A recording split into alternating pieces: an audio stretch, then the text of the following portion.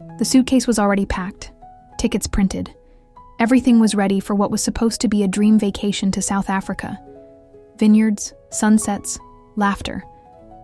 But life, as Isabelle would painfully learn, doesn't follow our scripts. She was just finishing some last-minute work when a message popped up on her boyfriend's phone. A photo, unmistakable, followed by a short, mocking sentence from another woman. And then a second message. She has no idea, does she? No, Isabelle had no idea. Her chest tightened. Her breath caught.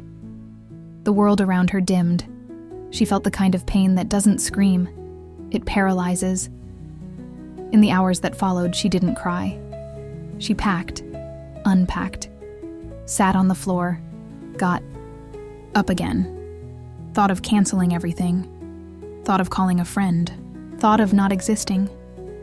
But at some point in the silence, something inside her shifted. The trip was already paid for, the itinerary already planned. And maybe she needed that distance more than ever, to get out, to breathe, to remember who she was before everything. With her heart in pieces, Isabelle made a decision. She was going alone. The airport was buzzing with movement, but Isabelle felt like she was floating in silence. She walked through the terminal with slow, mechanical steps. Her travel dress was simple, comfortable, the kind you choose when you don't want to think too much. She held her passport tightly, the boarding pass slightly crumpled from the pressure of her hand. Couples laughed around her. Families took selfies. And she was alone. She sat in the departure lounge, her suitcase beside her, and stared at the screen that read, Cape Town. On time. It felt surreal. Not long ago, she had imagined this trip with excitement, hand in hand with the man she thought loved her. Now everything had changed, except the destination. She looked out at the planes through the glass wall. The sky was blue, wide open. Somewhere inside that sky was a version of herself she hadn't met yet. Stronger, freer, maybe even happier. She didn't know what waited for her on the other side of that flight. But she knew what she was leaving behind. Betrayal, sadness, and the version of her that always put herself last. She took a deep breath and boarded. Isabelle always chose the window seat. She liked seeing the world from above. Tiny houses, winding rivers, clouds that looked like floating dreams. She had barely buckled her seatbelt when someone sat beside her in 19B.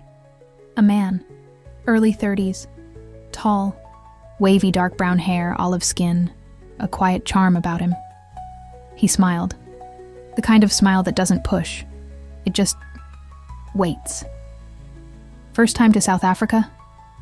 He asked, as the plane started taxiing. She hesitated, then nodded. Yeah. I'm Daniel, he said, extending his hand. Isabelle. Their hands touched briefly. Warmth. Politeness. Nothing more. But during the flight, the hours didn't drag the way they usually do.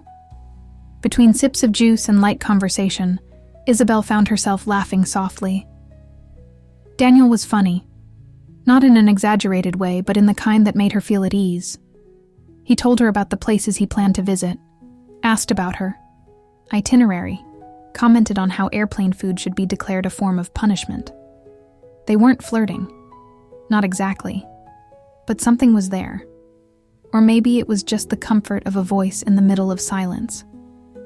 When the plane began its descent, Daniel looked at her and said, "If you ever need a wine tasting partner, I'm not terrible company." She smiled, noted. The sun was golden over Stellenbosch. The vineyards stretched into the horizon. The air carried a faint scent of grapes and wood, and the soft sound of laughter blended with clinking glasses. Isabelle wasn't sure what had made her send Daniel a message the day after they landed. Maybe it was curiosity, or maybe it was loneliness, disguised as spontaneity. He had replied almost immediately. "I'm in. Where do I meet you?" Now, sitting across from him at an outdoor table surrounded by vines, she laughed more than she had in weeks. Daniel told stories about awkward dates, failed recipes, and the time he accidentally ended up on a retirement cruise thinking it was a wellness retreat. Isabelle couldn't help but giggle, the kind that warmed from the inside. They sipped a crisp white wine under the afternoon sun, their conversation flowing as naturally as the landscape. It was easy, so easy that it scared her a little. At one point, he looked at her and said, "You have the kind of laugh that makes people forget their problems." She lowered her gaze, flattered and cautious. And then he added, "I hope whoever hurt you realizes what they lost." The words hung in the air. She didn't respond. She didn't need to. The silence that followed wasn't heavy. It was full of something new. Something that hadn't yet been named. Franschhoek looked like a painting. The narrow streets lined with whitewashed buildings, the lavender dancing in the breeze, the aroma of fresh bread and grapes. It was the kind of place made for love stories. But Isabelle's heart was a storm. She walked beside Daniel through the charming little town, stopping at wine farms, tasting cheeses and laughing at inside jokes they had built over the past days. He was attentive, funny, warm, everything that should have made it simple. But it wasn't. Because every time his shoulder brushed hers, or their eyes locked for a moment too long, something in her panicked. A voice inside kept whispering, "It's too soon. You're not ready. Don't trust too fast." Daniel never pressured. He just stayed at her pace, matching her rhythm like a dance he had practiced 1,000 times in silence. At one vineyard, they boarded the famous wine tram, wooden seats, vintage charm, glasses in hand. The landscape passed slowly as the sun turned amber, and in a quiet moment, she found herself resting her head lightly on his shoulder. He didn't move, and neither did she. That evening, back at her lodge, she looked at her reflection in the mirror and didn't recognize the woman staring back, not because she looked different, but because somehow she felt hopeful. And that terrified her more than anything. Parle had an old soul. The vineyards were wider there, more rustic. The trees seemed older, the silence thicker. It was the kind of place where you didn't need to speak much to feel everything. Isabelle and Daniel wandered through the vines, walking in comfortable quiet. Sometimes their arms brushed, sometimes not. He'd hand her a glass. She'd thank him with a smile. Small things, gentle things. In one corner of the estate, they found a low stone bench under a fig tree. They sat. She pulled her knees slightly toward her, hugging them lightly. He leaned back, elbows resting, his eyes on the horizon. Neither spoke, and yet they had never been so close. There was something about the silence between them. Not awkward, not empty, but full of questions neither of them dared to voice. She turned her head slowly, catching him looking at her. He didn't look away, just smiled, almost imperceptibly as if to say, "I see you. I'm here." And that was enough. No declarations. No sudden moves. Just two people under the warm light of an African afternoon, slowly letting the walls down. The sky above Constantia was velvet blue, sprinkled with stars that looked like promises waiting to be kept. Daniel had taken her to a scenic overlook he'd discovered earlier that day. From up there, the city lights shimmered like gold dust below the hills. The breeze was soft, carrying hints of pine and distant ocean. Isabelle wore a long shawl over her shoulders, her hair dancing lightly in the wind. Daniel stood beside her, wine glass in hand, his presence calm, steady, like always. They didn't speak much that night. Words would have felt too fragile. They sipped their wine in silence, the music of the night doing the talking. Every now and then, their arms touched. Their fingers brushed when passing the bottle, small sparks that refused to die. At one point, they turned toward each other, Their faces were close, very close. She could feel the warmth of his breath. His eyes searched hers with something tender and unspoken. Her heart pounded in her chest, not from fear, but from the weight of everything that had brought her to that moment. He leaned in. She didn't move. And then he stopped. Just before the kiss. Just before the moment that would change everything. Because even in that beautiful night, surrounded by stars and unsaid feelings, the time wasn't quite right. They smiled, quietly, and turned back to the city lights.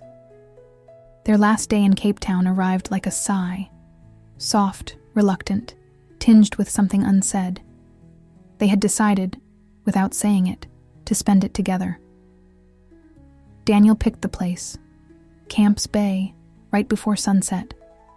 The ocean stretched wide and endless, the golden sky painting the water with streaks of orange and pink. The mountains behind them stood tall and quiet, as if witnessing the end of a story neither wanted to close.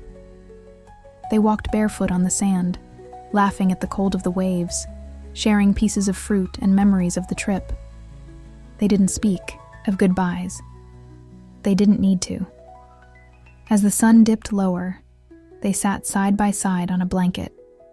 The wine glasses were almost empty. Isabelle looked at the horizon, her heart thudding in a way it hadn't in years. Daniel turned to her, his eyes gentle. "I'm really glad I sat next to you on that plane." She smiled. "Me too." He took a breath. "Isabelle, I know I'm not what you were looking for. I know I wasn't part of your plan. But maybe that's the beauty of it." She didn't answer with words. She leaned in, and this time there was no pause, no hesitation, no silence. Their lips met softly, not with the urgency of passion, but with the sweetness of understanding, of timing, of everything that had built up, slowly, carefully, over vineyards and sunsets and almosts. That night, they didn't say what would happen next. They didn't need to. But when they left the beach hand in hand, Isabelle knew one thing. She hadn't just discovered a new country, she had discovered a new beginning. If this story touched your heart, don't forget to like the video and subscribe to the channel for more emotional journeys like this one. Share it with someone who believes in second chances. And tell us in the comments, would you take that flight alone?